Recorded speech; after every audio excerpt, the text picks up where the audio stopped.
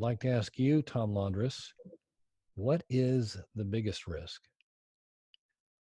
Well, I'd have to take a position to establish a vantage point on answering that. Am I a retailer looking into the future saying, where's my biggest risk?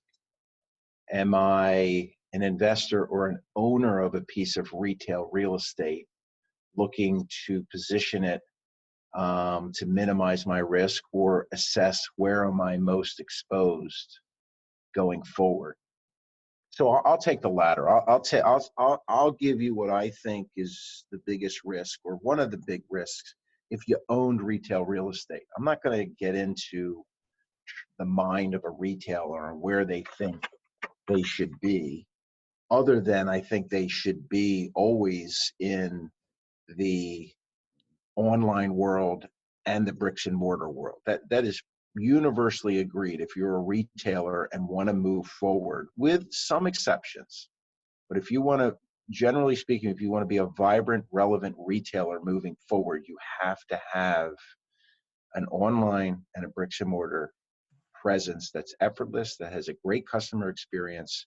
And we can see that with both of those retailers that are disciplined in each one of those corners, trying to get into the other space. But I would say if you own retail real estate and you have an exposure, high exposure to department stores and apparel retailers, I would say if your portfolio contains a large portion,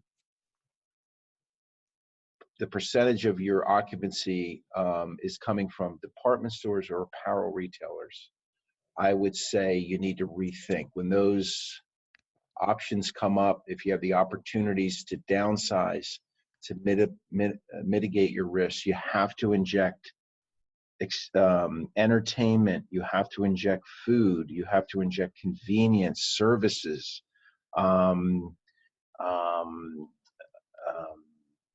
fitness, theater, and again, moving towards diversifying your center, not away from retail, not to diversify it and add apartments, although some assets would lean towards that just in scale and size. You need to mitigate and say, I'll take one wing of retail and make them apartments or luxury condos or townhouses. Maybe I'll add a hotel or something.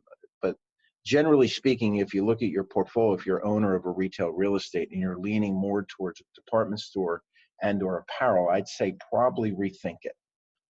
Because I think apparel is shrinking in its category, in its demand, in its consumption.